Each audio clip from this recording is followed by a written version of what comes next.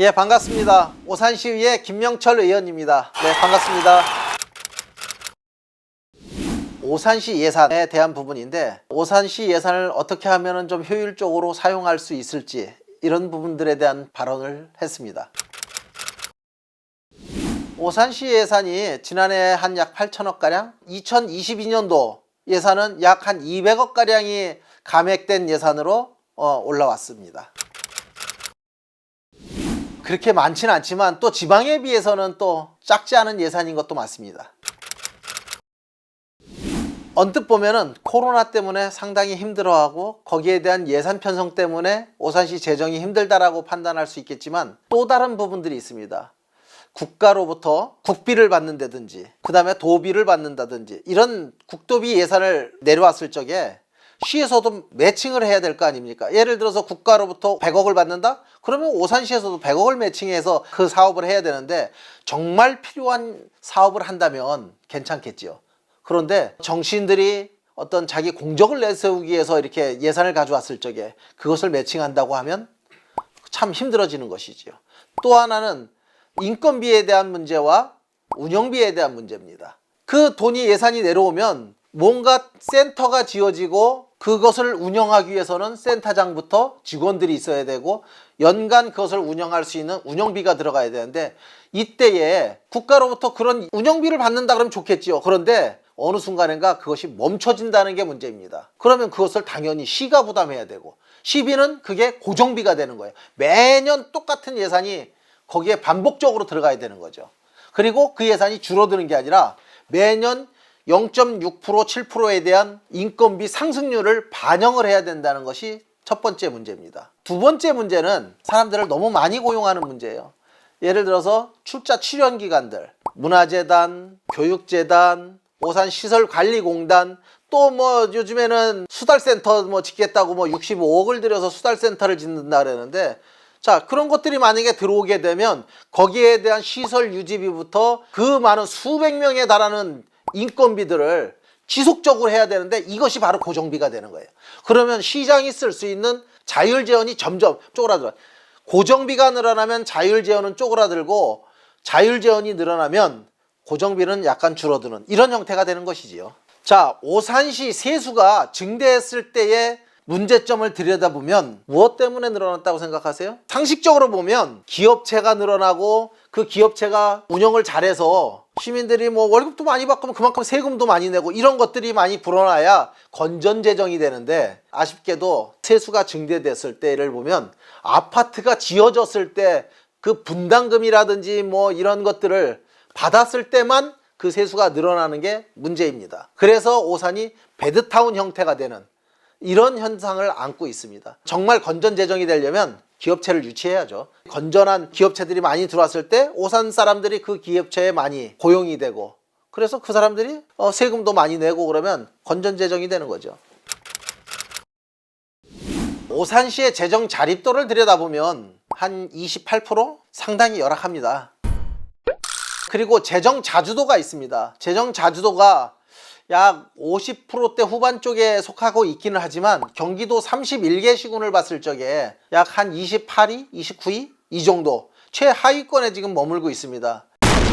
그것은 오산의 재정이 상당히 심각하다는 것을 말해주고 있고요. 이러한 것들은 앞으로 오산시가 이 문제들을 건전 재정이나 이런 것들을 통해서 좀 나아져야 되는 현 상황을 안고 있는 것입니다. 지금 보면은 최고의 화두 중에 하나가 또 복지일 수 있습니다. 그래서 정치인들이 복지에 대한 부분들을 막 남발하고 표를 얻기 위해서 이렇게 하고 있는데, 저는 상당히 위험한 발상이라고 생각하고요. 보편적 복지와 선택적 복지가 있는데, 지금 현 상황은 선택적 복지를 해야 된다고 저는 생각합니다. 왜 그러냐면 공정이라고 하는 것이 예전에는 5대5로 똑같이 나누는 것이 공정이라고 했죠. 그러나 지금은 좀 더 힘들고 어려운 사람에게 좀 더 비율을 많이 주는 거. 예를 들어서 힘든 사람에게 6, 좀 더 나은 사람에게 4, 이렇게 뭐 6대4, 7대3 정도 이렇게 나누고 가는 것들이 이제는 공정의 트렌드가 되는 게 아닌지. 그래서 이런 복지들도 선택적, 좀 더 힘든 부분들에게 더 많이 갈 수 있도록 하는 선택적 복지가 필요하다. 저는 그렇게 생각합니다.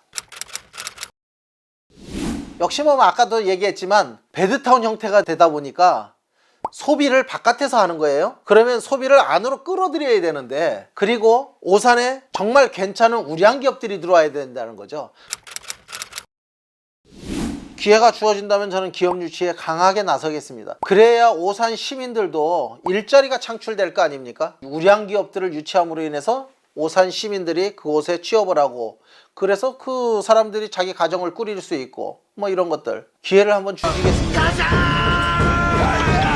코로나가 빨리 해결되고 소상공인들이 장사가 좀 잘 되고 좀 더 풍요로운 삶을 누렸으면 좋겠다. 올 한 해 호랑이에 좀 진취적인 해라고 합니다. 그래서 우리 시민 여러분들 또 진취적인 그런 생각을 갖고 풍요로운 삶을 살기를 소원합니다. 감사합니다. 사랑하는 24만 오산 시민 여러분, 또한 오산시 발전과 시민의 삶의 질 향상을 위해 애쓰시는 곽상욱 시장님을 비롯한 1,200여 공직자 여러분, 그리고 시민의 알 권리와 정론 직피를 위해 애쓰시는 언론인 여러분, 안녕하십니까. 국민의힘 소속 김명철 의원입니다. 오늘 제262회 정례에서 7분 자유 발언의 기회를 주신 장인수 의장님을 비롯한 의원님들께 감사드립니다. 본 의원은 2021년과 2022년도 예결산서를 검토하면서 오산시 재정 상황에 대해 심히 우려스러움을 금할 수 없어 그 문제점과 대안을 제시하고자 이 자리에 섰습니다. 그럼 몇 가지 문제점을 짚어보겠습니다. 먼저 재정 자립도와 재정 자주도입니다.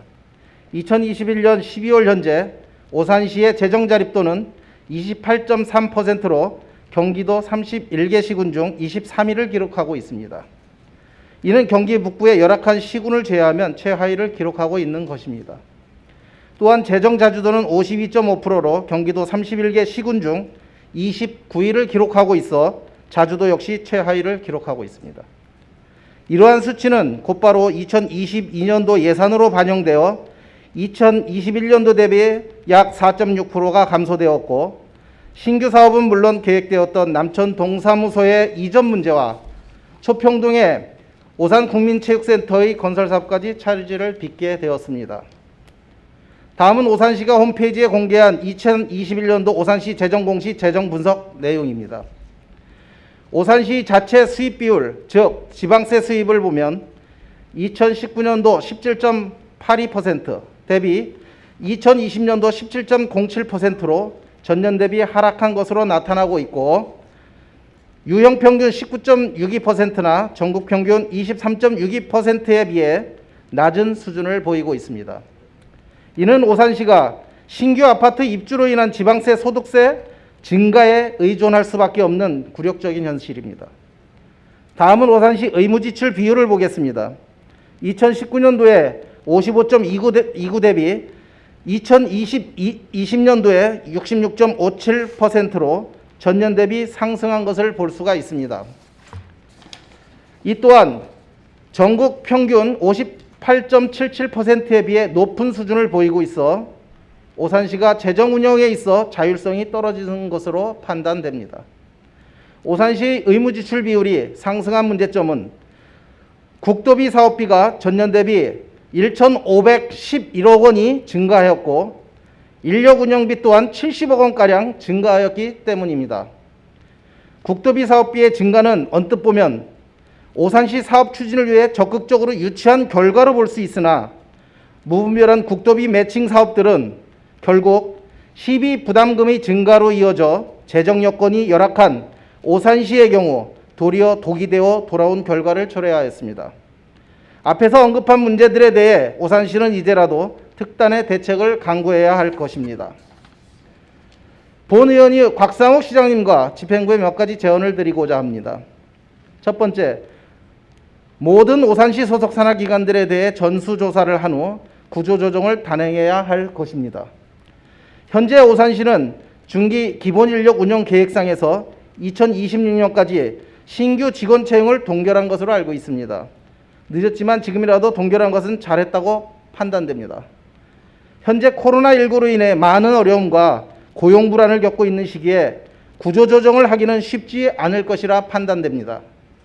그렇다면 자연 감소되는 인원에 대한 신규 채용을 멈추고 업무 분장 조정을 통한 구조조정을 하시기를 당부드립니다. 두 번째, 국도비 매칭 사업들에 대해 집행부에서는 전면적인 재검토를 하시기 바랍니다. 앞서 언급하였듯 무분별한 국도비 매칭 사업들은 재정이 열악한 오산시에 독이 될 수 있습니다.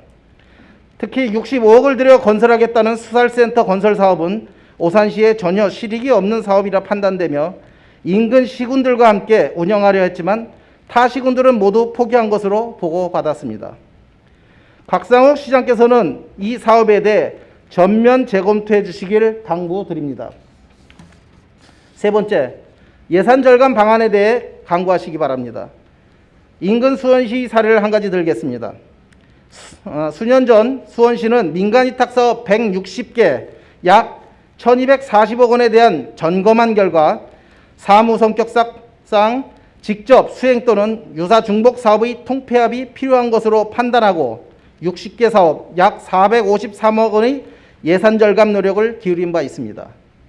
집행부에서는 민간위탁금, 교육기관 보조금, 공당 경상 전출금, 시설 및 부대비, 출자 출연 기관 출연금 등의 재정 절감을 위해 각고의 노력을 기울여 주셔서 오산시 재정의 건전성을 확보하시길 당부드립니다.